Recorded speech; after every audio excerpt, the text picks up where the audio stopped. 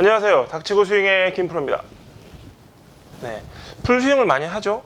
웨지를 들고 있지만 풀스윙을 하고요. 드라이브를 들고 있을 땐 더 풀스윙을 하죠.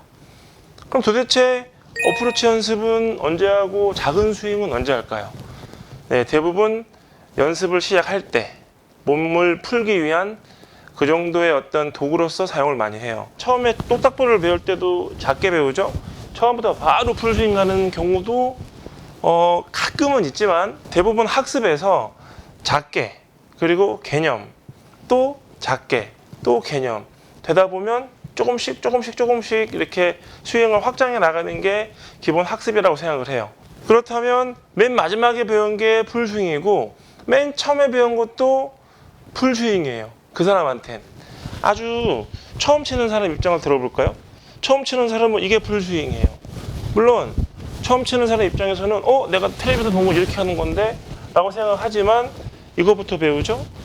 네, 이렇게 그 다음에 뭐 중간 그 다음 이렇게 점점 올라갈 거예요. 제가 강조하는 것들 중에서 연습을 하다가 망한다, 연습을 하다가 맛이 간다, 네, 연습하다가 뭐 멘탈 나가는 경우가 많아요. 왜 그러냐면 너무 풀스윙만 많이 하는 거죠. 풀스윙만. 정말 어떤 연습들이 많냐면 이런 연습도 있고 왼손으로 해보는 연습도 있고 발을 붙이고 하는 연습도 있고 뛰었다가 가는 연습도 있고 굉장히 연습할 게 많거든요. 그런데 일반 아마추어들은 이 드라이버, 그렇죠? 드라이버를 들고 오로지 풀스윙에만 전념을 해서 치고 있어요. 그것도 올라오면 계속 치고 있어요. 계속 쳐요.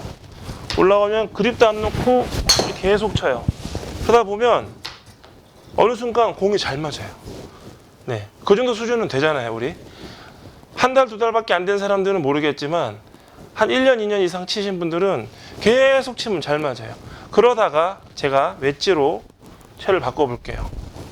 그리고 다시 공을 치면 처음 공은 이렇게 탑볼을 까는 경우도 많고 처음 공이 잘 맞는 경우는 잘 없어요. 그럼 다시 쳐볼게요 라고 하면 잘 맞죠. 그 이유는 너무 풀스윙을 크게 한 거예요. 그러다 보니까 팔이 풀리고 어깨가 풀려서 점점 오버스윙을 한 거죠. 웨지 스윙을 해도 풀스윙을 많이 한다면 결국에는 드라이버만큼 많이 들어서 드라이버만큼 아주 큰 피니시를 할 거예요. 그럼 결국에는 코스 나가서 이렇게 풀스윙을 할까요? 네, 티박스에 서서 1번 홀부터 3, 4번 홀까지는 몸이 안 풀렸기 때문에 뭐 가볍게 스윙할 거고 몸이 점점 풀리면 풀스윙을 하겠죠. 티박스에선. 그러면 페어웨이에선 이런 곳은 제가 이렇게 올라갔지만 왼발이 오르막이에요. 그리고 이런 곳은 왼발이 내리막이에요. 발끝 내리막, 발끝 오르막 이런 데서 풀스윙을 할 수 있을까요? 풀스윙을 하면 밸런스를 제대로 잡을 수가 없기 때문에 결국에는 팁박스 이외에는 모두가 다 컨트롤 스윙이에요. 여러분이 코스에 나가서 공이 안 받는 이유, 평지에서 너무나 많은 풀스윙을 하고 물론 그게 팁박스에는 잘 될 수 있어도 페어웨이 가서 팁박스만큼 평평한 곳에 치는 것도 많지는 않아요. 대부분 우리나라 산악지형이기 때문에 대부분 업앤다운이 있어요. 업앤다운에서 잘 치는 스윙은 일단 기본적으로 풀스윙은 나올 수가 없어요. 이렇게 들고 해도 마찬가지죠. 이렇게 치면 칠 수 있지만 양발을 딱 바닥에 딱 붙이고 치는 스윙에서 평평한 곳 외에는 풀스윙이 어렵다고 보시면 돼요. 코스에서 잘 치려면 연습장에서 어떤 연습을 해야 되는지를 정확하게 알고 계셔야 돼요. 무조건 풀스윙 절대 하시면 안 돼요. 때에 따라서는 오른발만 들고 공도 쳐보는 거예요. 네. 그러면 기본적으로 오른발을 든다라는 건 아시겠지만 오르막 어프로치겠죠? 오르막 샷이고 왼발만 쳐본다면 이거는 약간 내리막이 되겠죠. 왜 이렇게 왼발로만 서서 이렇게 걷어 올리면은 넘어져요. 안 넘어지려면 왼발에 축을 두고 상체가 이렇게 돌아가서 덮여줘야 돼요. 이런 식으로 스윙이 돼야지만 넘어지지 않아요. 왼발 내리막을 한번 만들어 볼게요. 이렇게 돼 있죠. 이 상태에서 이렇게 걷어올리면 여기를 치겠죠. 왼발은 어깨가 낮은 상태에서 충분히 돌아줘야 돼요. 결국에는 짧은 어프로치를 하고 작은 스윙을 한다는 거는 작은 임팩트를 얘기하는 거예요. 작은 임팩트.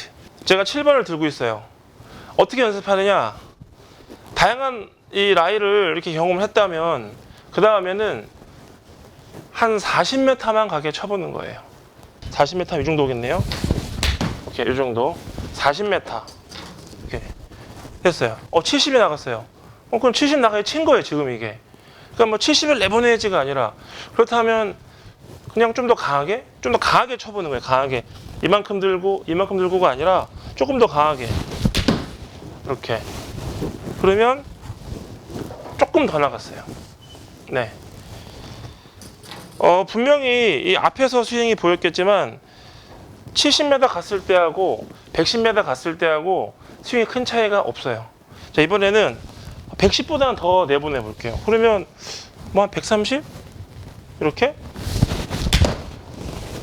스윙을 해보면 또 나가죠? 자, 여기서 중요한 건 70, 110, 130이 나갔어요. 근데 스윙이 70, 110, 130이었냐? 그렇지 않다라는 거죠. 이번엔 150을 쳐볼게요. 이렇게 150을 쳐요. 네. 그렇다면 여기서 중요한 건 뭐냐면 컨트롤 스윙을 아까 했을 때 70, 80 정도를 할 줄 안다면 150까지는 누구나 다 할 수 있어요. 근데 모든 사람들은 그냥 150을 보내려고 이렇게 들죠. 그래가지고 치니까 제가 이렇게 들면 더 나가겠죠.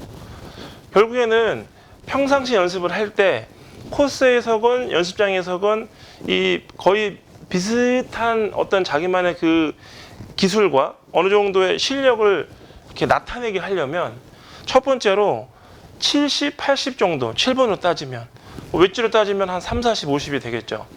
이것만 많이 한다 그랬는데 70m 정도 쳤을 때 제 스윙과 150 정도 쳤을 때 제 스윙에 눈에 띄게 크게 확 차이가 났느냐? 그렇지 않다라는 거예요. 그렇기 때문에 굉장히 중요한 거예요. 70m 스윙을 못하면 150은 못한다고 봐요.